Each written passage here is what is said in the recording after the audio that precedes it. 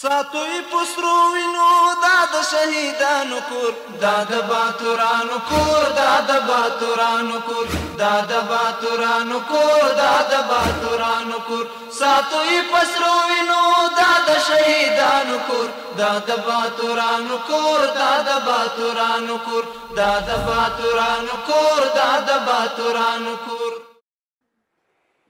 د لوی څښتن تعالی په نامه سلامونه او ستړي اوسئ. د بلخ ملي تلویزیون قدرمنو لیدونکو د دې مهال خبرونو ته مو زه عبدالرحمن عاطف هرکلی کوم.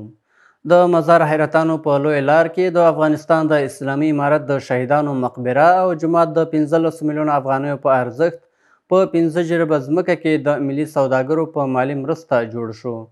د دغه څلي د پرانیستې په مراسمو کې د بلخ ولایت والي یو شمېر مسؤلینو او پانګوالو ګډون کړی و. د مسؤلینو په وینا چې په دغه ځای کې په 1486 کال کې د جنرال ملک په نوم د یو ظالم کس له لورې په ډېرې بېرحمۍ سره شاوخوا 200 تنه مجاهدین په ډله ییز توګه په شهادت رسول شوي وو. د اسلامي امارت د شهیدانو د دغې مقبرې او د پخواني امیر شهید مولا اختر محمد منصور تقبله الله د جامع جومات د پرانیستې په مراسمو کې د بلخ ولایت د والي ترڅنګ دیني عالمانو او یو شمېر ملکي او پوځي چارواکو ګډون کړی و. ویناوالو په تیرو 3 لسیزو کې د افغانستان د زړورو مجاهدینو سرښندنو ته په اشارې د خپلواکۍ په لاسته راوړلو او د اسلامي نظام په ټینګښت کې د قرآن کریم د حافظانو او د مجاهدینو رول ارزښتناک وباله. دوی اوسنی اسلامي نظام د زرګونو شهیدانو د وینو پایله وګڼله چې د حیرتانو په دښته کې د 200 مجاهدینو شهادت د دغې قربانۍ یوه بیلګه وښودله.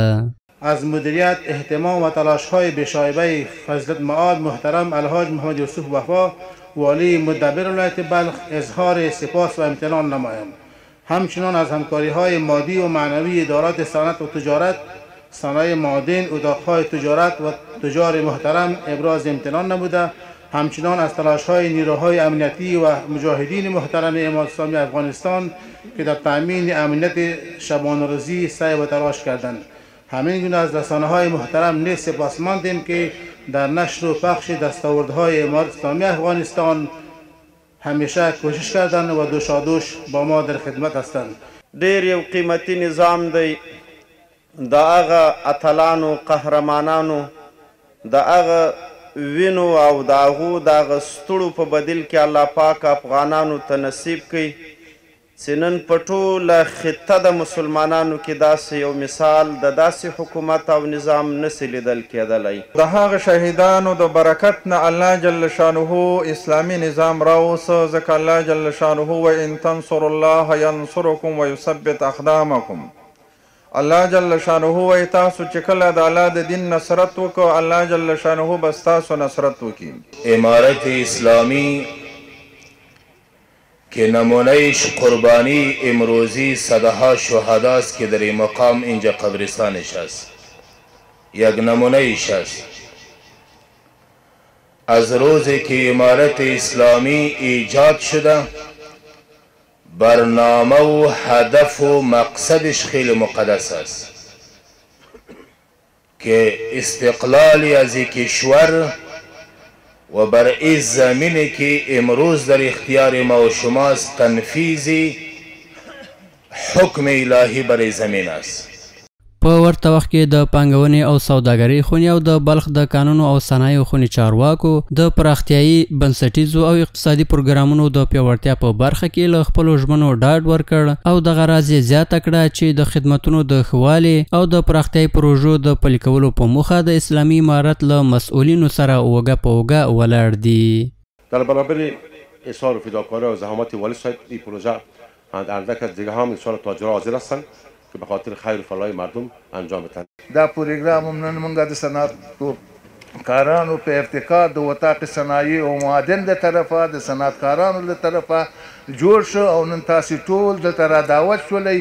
د تاسو نه ټولو نه د والي صاحب او د ټولو مسؤلینو نه او د تاجرانو او صنعتکارانو نه ډېره مننه کومه چې په دې جلسه او په دې دغه کې موږ سره تاسو برخه واخیسته. ورته مهال د بلخ مرستیال والي د جومات او د اسلامي امارت د شهیدانو د څلي د جوړولو په برخه کې د بلخ ولایت د سوداګرو له فعالیتونو د قدردانۍ په ترڅ کې وویل چې دغه شهیدان د ټولنیز عدالت د تامین د اسلامي نظام او د اسلامي موخو د پلي کولو لپاره شهیدان شوي چې د دوی دغه سرښندنې به په تاریخ کې په زرینو کرښو ولیکل شي. الحمدلله امروز در سرزمین افغانستان نظام اسلامی قایم هست.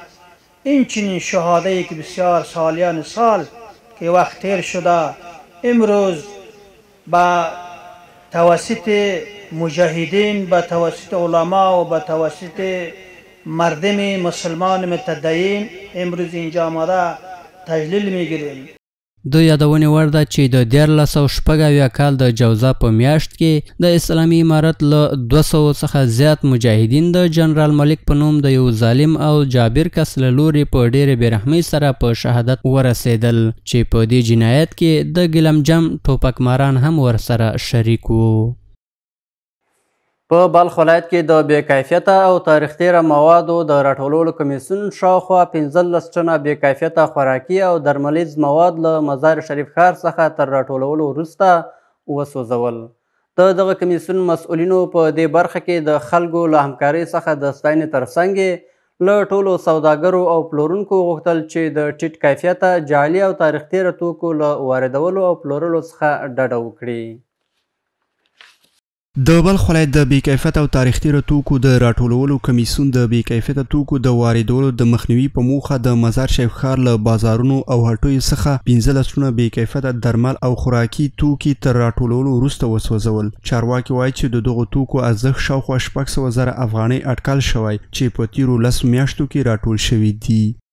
د 10 میاشتو په مدت کې تقریبا نږدې 15 ټنه مواد را جمع کړي چې دا دریم ځل ده چې دوی دغه کمیسیون د لاسته راوړلو د جملې نه یادولی شو چې په مختلفو اقلامو مواد را جمع کوي او حریقوي چې دا هم دریم ځل حریق ده چې موږ یې ترسره کوو.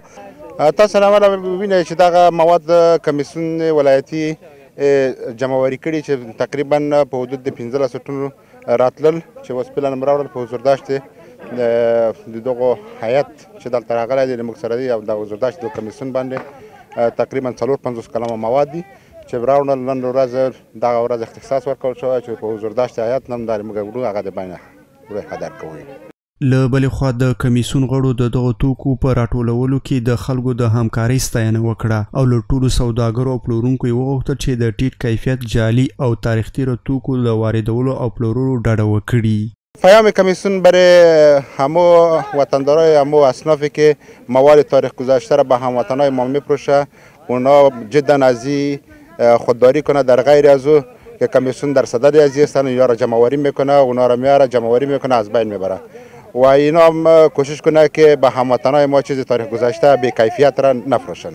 از لحاظ صحی امراض گوناگون را میتونه به بار بیاره که از جمله مواد سمی زهری که تولید میشه در اجناس بی کیفیت و تاریخ گذشته میتونه مثل امراض سرطانی، امراض کبدی و امراض کلوی را میتونه به وجود بیاره که خوشبختانه از این کار جلوگیری شد. امروز قابل استفاده نبود که هدر شد، شاهد هدرش هستیم. ما با شهریان همشهریان عزیز شهر مزار شریف اطمینان میتیم که در کنار کمیسیون خود باشند و با ایشان همکاری کنند تا ما بتوانیم یک شهر مرفه، مترقی، متدین و عاری از امراض داشته باشیم.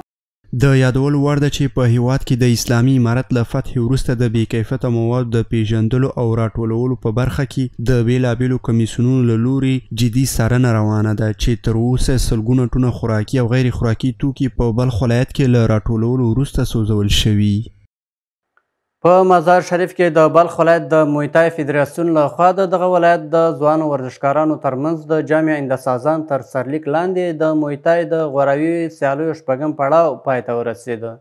چارواکي د دغو سیالیو د پیلولو موخه ملي سیالیو ته د دې ورزش د غوره شخصیتونو په ګوته کول بولي.